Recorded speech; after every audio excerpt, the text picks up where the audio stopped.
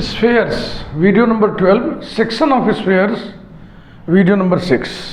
और इस वीडियो में हम अब शुरू करेंगे इंटरसेक्शन ऑफ टू स्फेयर्स, यानी section of a sphere by another sphere, जिसकी चर्चा पिछले वीडियो में किए हुए थे। Intersection of two spheres.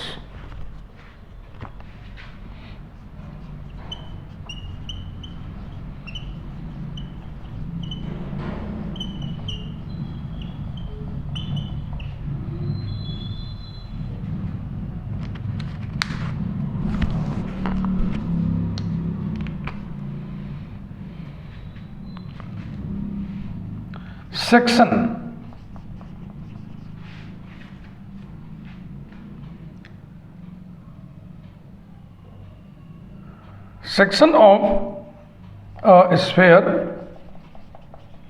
S1 equal to 0 by another sphere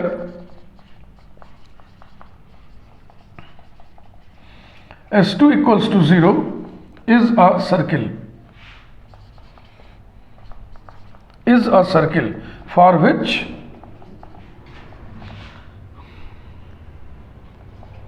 S1 minus S2 equals to 0 is the plane of intersection. Is the plane of intersection, माने कि जो सर्किल होगा वो इसी प्लेन पर लाई करेगा। Plane of intersection.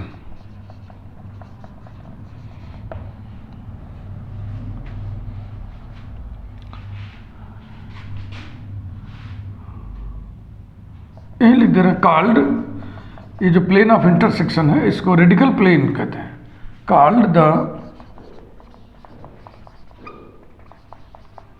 Radical plane of intersecting spheres.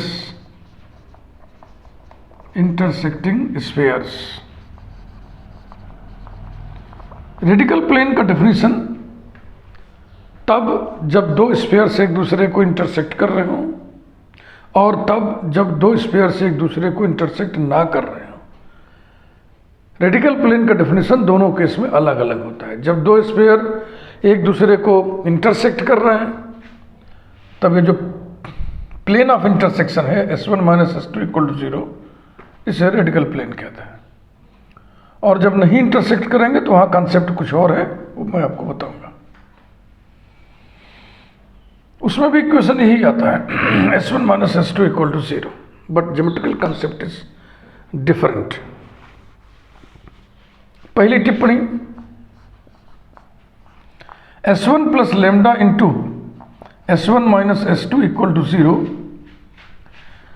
ये plane हो जाएगा ना। देखो S1 माइनस S2 बराबर 0 का मतलब एक ऐसा इक्वेशन जिसमें 2 डिग्री के terms x square y square z square नहीं रह जाएंगे, घटा रहे हो ना, तो कट जाएगा। तो अब एक्स वाई जेड में 1 डिग्री का इक्वेशन बचेगा, वो प्लेन होता है।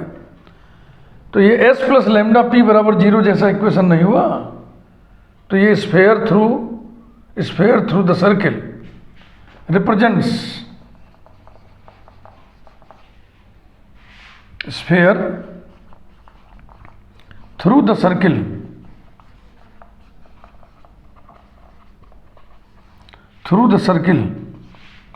S1 equal to 0 comma S1 minus S2 equal to 0। ये स्फेयर है और ये प्लेन है, दोनों मिलकर सर्किल हुआ ना। ये S1 S2 की भूमिका बदल दें। S2 प्लस लेमडा, इसको तो S1 माइनस S2 बराबर 0 लिखें, चाहे S2 माइनस S1 बराबर 0 लिखें, बात एक ही है। तो वो भी वैसे हो जाएगा। S2 बराबर 0, S1 माइनस S2 बराबर 0, सर्किल हुआ। इस सर्किल से होकर जाने वाला स्फेयर हो जाएगा S2 plus lambda S1 minus S2 equals to 0। दूसरी टिप्पणी,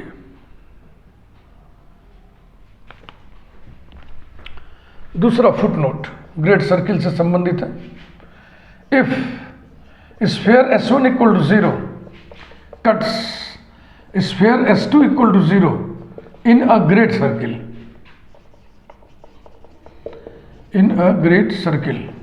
then the center of S2 equal to 0 lies on the intersecting plane S1 minus S2 equals to 0। तो ग्रेट सर्किल से संबंधित डेटा हम पहले भी बता चुके थे, यहाँ पे दूसरा बार बता रहे हैं। तो ये दिमाग में रखना है, क्योंकि इस पर बेस्ड जो भी एग्जाम्पल होगा उसमें इस डेटा का इस्तेमाल जरूर होगा। ऐसी S1 S2 की भूमिकाओं को बदल के भी आप लिख सकते हो रिजल्ट। अब हम बात करेंगे एंगल ऑफ इंटरसेक्शन की।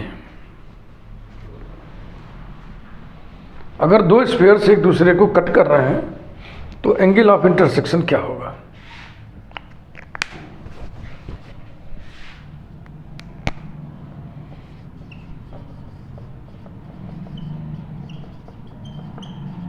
एंगल ऑफ इंटरसेक्शन, पहले हम फिगर बना दें फिर लिखें। देखो हम फ्री हैंड फिगर बना रहे हैं तो जाहिर सी बात है बहुत अच्छा तो बनेगा नहीं, लेकिन देखो इत्तेफाक से ठीक ही बन गया। ये इसका सेंटर है, ये इसका सेंटर है, दोनों को मिला दिया। कॉमन पॉइंट देखो, ये दोनों का कॉमन एक सर्किल होगा ना, तो सर्किल में जितने पॉइंट्स होंगे सब कॉमन पॉइंट होंगे, लेकिन हमको एक लेना है यहाँ पे, इसी को दिखा रहा है ए। इसका सेंटर C1, इसका सेंटर C2, ए मिला दिया। ये रेडियस R1, ये radius R2। Angle of intersection यही है। कैसे है मैं आपको बताता हूं, बिल्कुल आपको समझ में आएगा।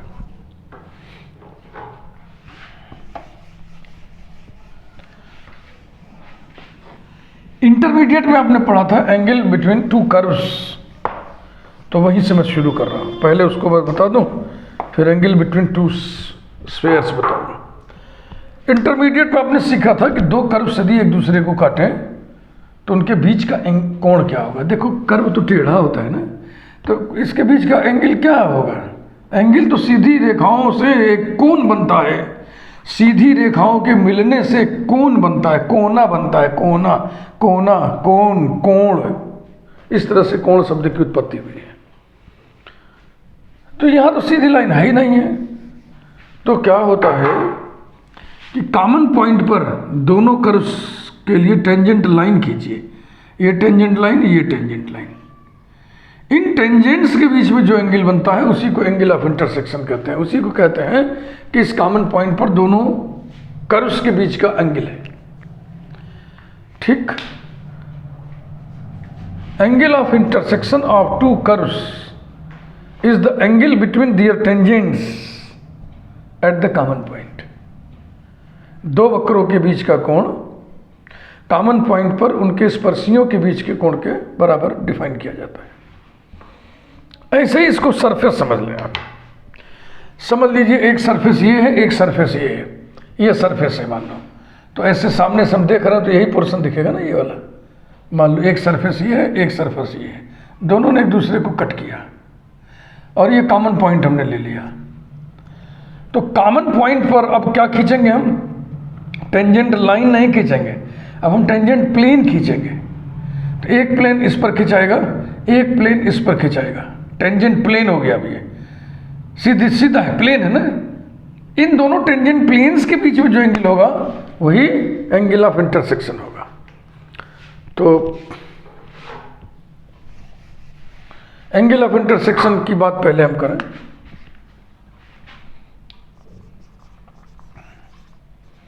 Angle of intersection, angle of intersection, angle of intersection of to surfaces. तो सरफेसेस जनरल टर्म हो जाएगा, यहां हम स्फीयर पढ़ रहे हैं तो स्फीयर लिख रहे हैं। Angle of intersection of to spheres, of to spheres, S1 equal to 0 and S2 equal to 0 is the angle between tangent planes, between tangent planes to the spheres, tangent planes to the spheres। कहां पर? at the common point, at the common point। यही definition होता है बेटा, समझ में आ गया कि नहीं? अब चलो प्लेन वाले चैप्टर में। प्लेन चैप्टर में हम लोगों ने पढ़ा है कि दो प्लेन है, मान लीजिए ये यहाँ पर मिल रहे हैं तो एंगल बनेगा ना, तो दो प्लेन के बीच का एंगल वही होता है जो उनके नॉर्मल्स के बीच का एंगल होता है। देखो प्लेन का इक्वेशन जनरल फॉर्म में दिया रहेगा जब, तो एक्स वाई जेड के कोफिशिएंट्स नॉर्मल के डीआर्स होते हैं।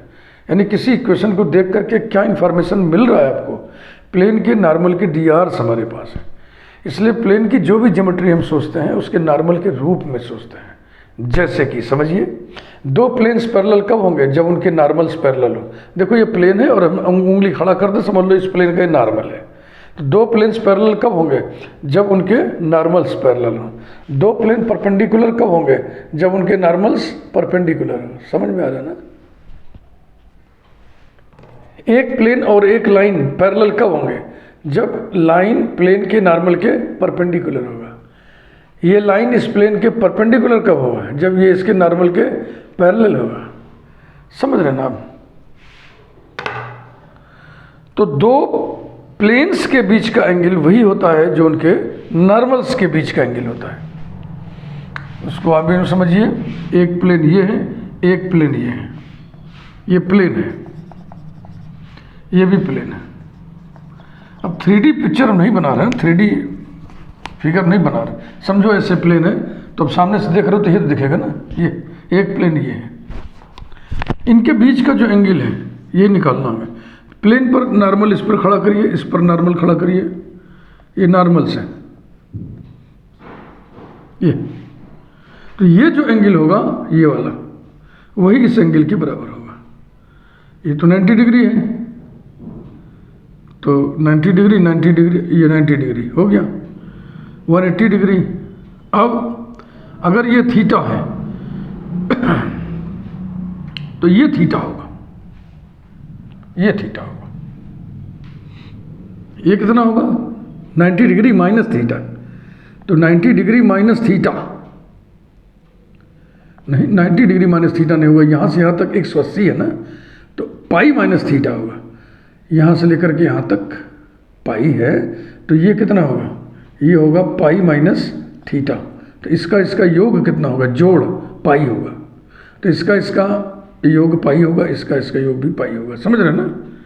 तो ये जो एंगल थीटा है वो इसके बराबर होगा। तो ये एंगल है कौन सा, इस नॉर्मल और इस नॉर्मल के बीच का एंगल है। देखो कोई भी दो लाइन है ना, तो इनके बीच में दो एंगल बनता है। एक एंगल ये है और एक एंगल ये है ना। और देखो बढ़िया से ऐसे बनाते हैं, एक एंगल ये है और एक एंगल ये है। अब ये और ये भी है ना कहिएगा, क्यों, क्योंकि जितना ये है उतना ये होगा, जितना ये उतना ये होगा। तो दो लाइंस के बीच में दो एंगल बनते हैं। अगर कोई न्यून कोण है तो दूसरा अपने आप अधिक कोण होगा, अगर एक समकोण है तो दूसरा भी समकोण ही होगा। समझ में आ रही बात नहीं, हिंदी इंग्लिश दोनों बोल के आपको बढ़िया समझा दे रहा है। तो प्लेन चैप्टर में हम पढ़े थे कि दो प्लेन्स के बीच का एंगल वही होता है जो उनके नॉर्मल्स के बीच का एंगल होता है। Is the angle between tangent planes to the spheres at the common point that is the angle between the normals of tangent planes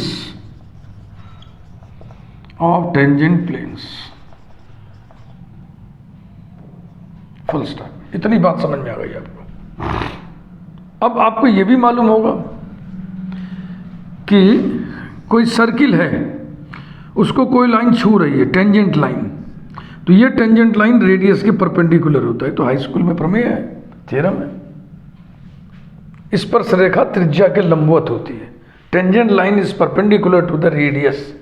तो इसी को आप 3 डायमेंशन में ले आओ। इसको समझो एक गोला है, एक गोला है, गोले के किसी पॉइंट पर टेंजेंट प्लेन हम खींचेंगे तो ये टेंजेंट प्लेन रेडियस के परपेंडिकुलर होगा। इस टेंजेंट प्लेन का नॉर्मल, कई नॉर्मल होंगे ना, एक नॉर्मल रेडियस भी होगा। तो ये टेंजेंट प्लेन है, इसका एक नॉर्मल ये भी है रेडियस। तो जरा यहां देखें, ए पर टेंजेंट प्लेन जब हम बनाएंगे यहां पर इस स्फीयर, ये स्फीयर लिख दिया जाए, ये S1 बराबर 0 है और ये S2 बराबर 0 है। देखो ध्यान से, S1 बराबर 0 वाले स्फीयर पर टेंजेंट प्लेन खींचोगे तो ये रेडियस परपेंडिकुलर होगा, माने इस टेंजेंट प्लेन का नॉर्मल होगा ये, और S2 बराबर 0 पर आप टेंजेंट प्लेन खींचोगे तो ये परपेंडिकुलर होने के नाते नॉर्मल की भूमिका में रहेगा। तो दोनों नॉर्मल्स के बीच का एंगल निकालना है, इसका मतलब AC1 और AC2 के बीच का एंगल निकालना है। तो अब इसकी दुआई दिया जाए। Since AC1 is normal of the tangent plane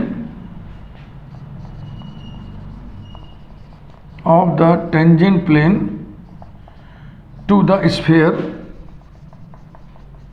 S1 equal to 0 and AC2 is normal of the tangent plane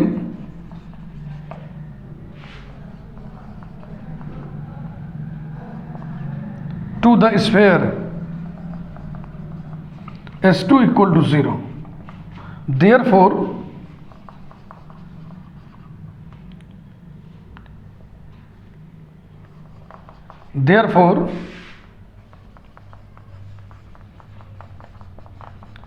angle between the spheres will be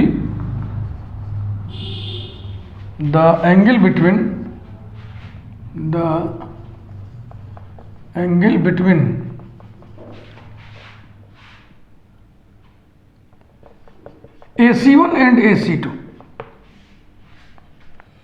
वही हमने यहाँ दिखा रखा है। AC1 और AC2 के बीच का जो एंगल होगा वही दोनों स्फेयर्स के बीच का एंगल या दोनों स्फेयर्स का एंगल ऑफ इंटरसेक्शन कहलाएगा। कारण ये पूरा इधर पूरा मैंने लिख रखा है, लिखित, अब समझा भी दिया आपको मैंने। अब इस एंगल को अगर निकालना है हमको, मान लो थीटा है, तो हम क्या करेंगे, ट्राई एंगल AC1C2 में कोसाइन रूल लगा दें।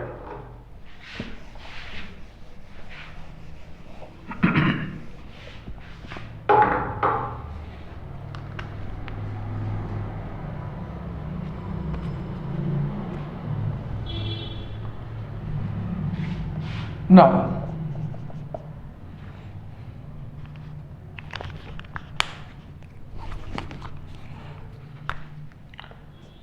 in the triangle AC1C2, cosine rule gives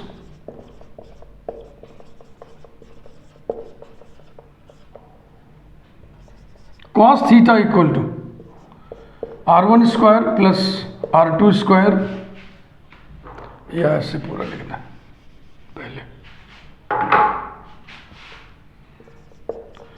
AC1 square plus AC2 square minus C1C2 square upon twice AC1 into AC2। अगर हम C1C2 के बीच के डिस्टेंस को D से रिप्लेस कर दें, यदि D से रिप्लेस कर दें, तो चूंकि D का टर्म होता है स्फीयर के इक्वेशन में, इसलिए आप कंफ्यूज कर सकते हो ना, तो फिर D हटा दो, कुछ और लिख दो यार, K लिख दो, चलो, तब ये हिसाब किताब बन जाएगा।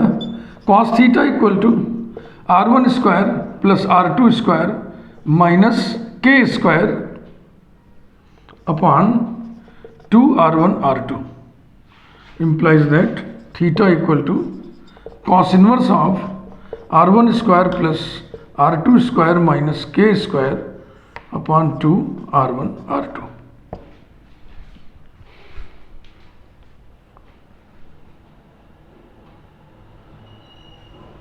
अब हम लोग पढ़ेंगे कंडीशन ऑफ ऑर्थोगोनैलिटी। फिगर यही रहेगा, रिपीट करेंगे, तो हम तो दोबारा नहीं बनाएंगे, लेकिन आप अपनी बुक में, अपने नोटबुक में दोबारा बनाइएगा।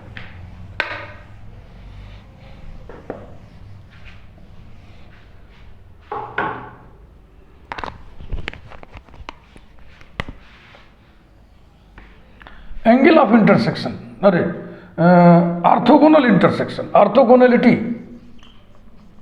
ऑर्थोगोनलिटी। यदि एंगल ऑफ इंटरसेक्शन π/2 हो, 90 डिग्री हो, तो हम कहते हैं कि दो सरफेसेस एक दूसरे को ऑर्थोगोनली कट कर रहे हैं।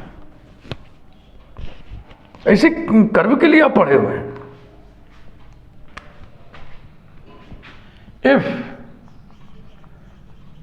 The angle of intersection, if the angle of intersection of spheres S1 equal to 0 and S2 equal to 0 is a right angle π/2, then we say that S1 equal to 0 and S2 equal to 0 are orthogonal या cut each other orthogonally.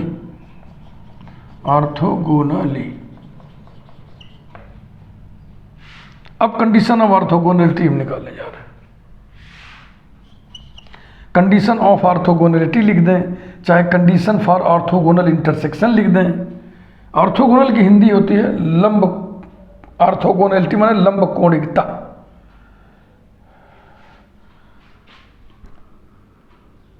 ये 3 words हम English के लिख रहे हैं यहाँ पे, इनके बारे में समझ लीजिए आप। परपेंडिकुलर और नॉर्मल और ऑर्थोगोनल।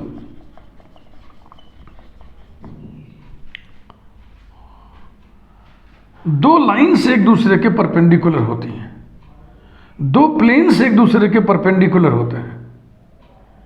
एक लाइन एक प्लेन के परपेंडिकुलर होती है। परपेंडिकुलर का इस्तेमाल समझ लीजिए। नॉर्मल, एक लाइन किसी सरफेस पर नॉर्मल होती है, एक लाइन किसी कर्व के लिए नॉर्मल होगा।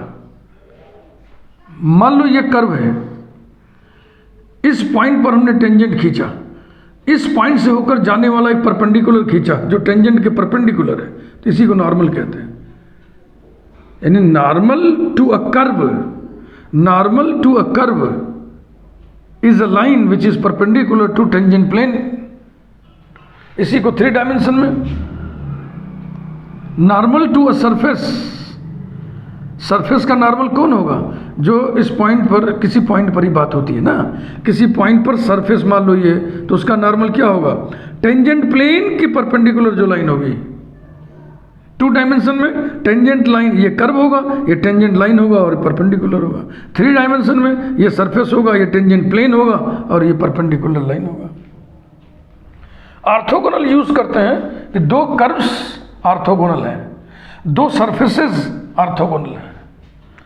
2 लाइन्स आर ऑर्थोगोनल नहीं लिखते। इन शब्दों का इस्तेमाल सीखिए पहले। एक लाइन और एक कर्व हो तो नॉर्मल यूज होगा, एक लाइन और एक सरफेस हो तो नॉर्मल यूज होगा। दोनों लाइन्स हो तो परपेंडिकुलर, दोनों प्लेन्स हो तो परपेंडिकुलर, एक लाइन एक प्लेन हो तो परपेंडिकुलर, और नॉर्मल दोनों चलेगा, क्योंकि प्लेन भी एक सरफेस है ना। तो अगर किसी प्लेन के परपेंडिकुलर कोई लाइन है जिसको बोलते हैं normal to the plane, normal to the plane, perpendicular to the plane. तो 2 लाइन्स अगर हैं तो परपेंडिकुलर, 2 प्लेन्स परपेंडिकुलर, एक लाइन एक प्लेन, परपेंडिकुलर भी चलता है, नॉर्मल भी चलता है। नॉर्मल एक लाइन एक सरफेस, एक लाइन एक कर्व। ऑर्थोगोनल दोनों कर्व्स, दोनों सरफेसेस। 2 सरफेसेस आर परपेंडिकुलर नहीं बोलते, 2 सरफेसेस आर नॉर्मल नहीं बोलते, 2 सरफेसेस आर ऑर्थोगोनल बोलते हैं। चले आगे। ये भी आपको सीखना बहुत ज़रूरी था। आप लोग जो है ठीक से नहीं बोलते, जब जो मन में आता बोल देते हो। चल, अब हम निकालने जा रहे हैं condition for orthogonal intersection. Condition for orthogonal intersection.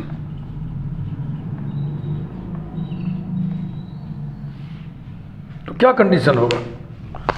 Angle of intersection π/2, यही कंडीशन होगा।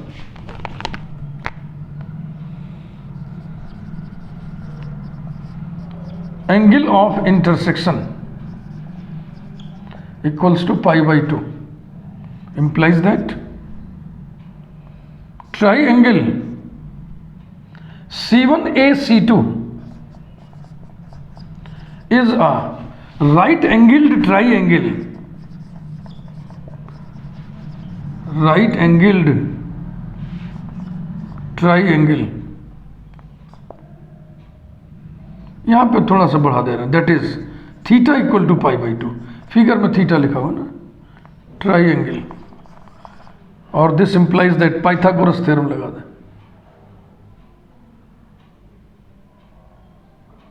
AC1 square plus AC2 square is equal to C1C2 square. इसी को सिंप्लीफाई करें, C1 के कोऑर्डिनेट्स -U1 -V1 और -W1, C2 के coordinates -U2 -V2 -W2।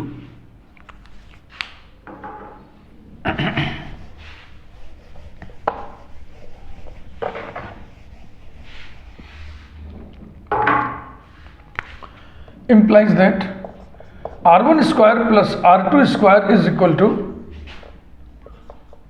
C1 C2 square, implies that R1 square कितना होगा, U1 square plus V1 square plus W1 square minus D1 plus R2 square U2 square plus V2 square plus W2 square minus D2 equals to C1 C2 this minus this whole square, यानी कि U1 minus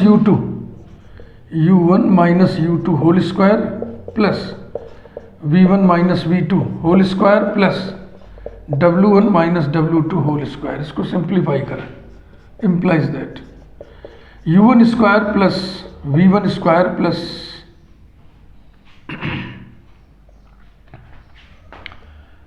W1 square plus U2 square plus V2 square plus W2 square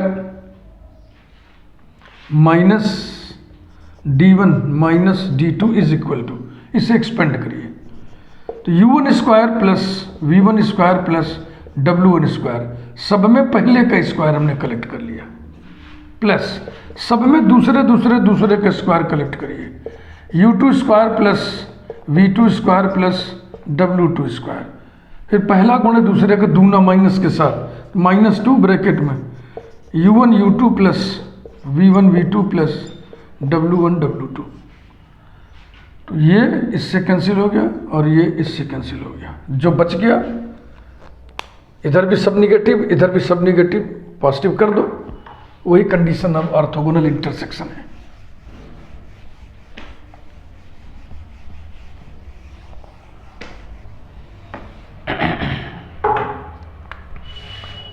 implies that twice of U1 U2 plus V1 V2 plus W1 W2 is equal to D1 plus D2, which is the condition for orthogonal intersection of the spheres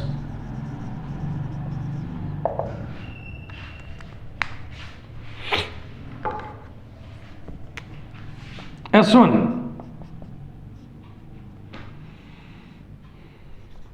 x square plus y square plus z square plus 2u1 x plus 2v1 y plus 2w1 z plus d1 equals to 0, and S2 x square plus y square plus z square plus 2u2x plus 2v2y plus 2w2z plus d2 equals to 0। बेहतर समझ में आया होगा, मुझे पूरा विश्वास है। एक छोटी सी चर्चा हम और कर लें, condition for intersection of to spheres in a great circle.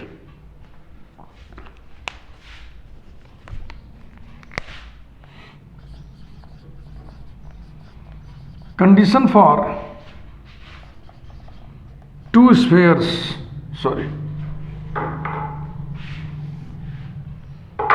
condition for intersection of two spheres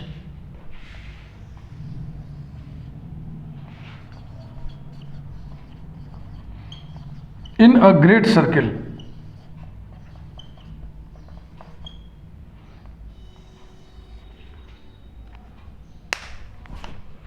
दो स्फेयर्स पहले कलेक्ट कर लें हम लोग. S1 sigma x square plus 2u1x plus 2v1y plus 2w1z plus d1 equals to 0. Number 1. S2 sigma x square plus 2u2x plus 2v2y plus 2w2z plus d2 equals to 0. Number 2. अभी थोड़ी देर पहले आपको हम बताए थे कि if S1 equal to 0 cuts S2 equal to 0 in a great circle, then the centre of S2 equal to 0 must lie on the intersecting plane S1 minus S2 equals to 0. S1 minus S2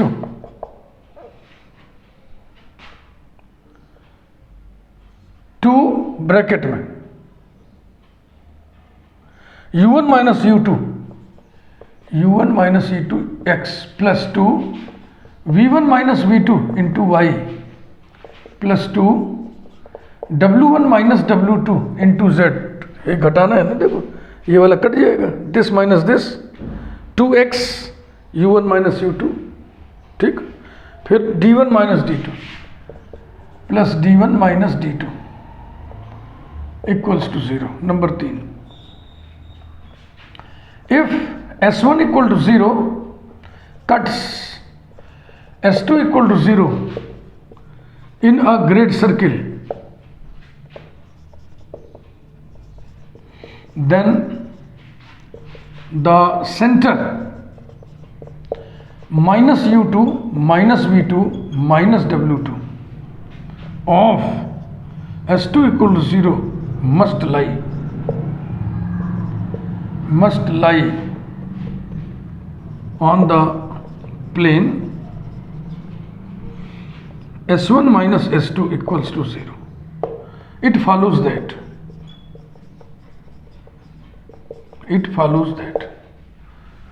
तो इसी में उठा के इसको रखना है. ये हो गया -2 u1 minus u2 into u2 -2 v1 minus v2 into v2. y की जगह माइनस v2 रखना है, माइनस यहाँ लिख दिए, v2 यहाँ लिख दिए. -2 w1 minus w2 into w2 plus d1 minus d2 equals to 0. implies that -2 u1 u2 plus 2 u2 square minus 2 v1 v2 plus 2 v2 square minus 2 w1 w2 plus 2 w2 square और plus d1 minus d2 equals to 0.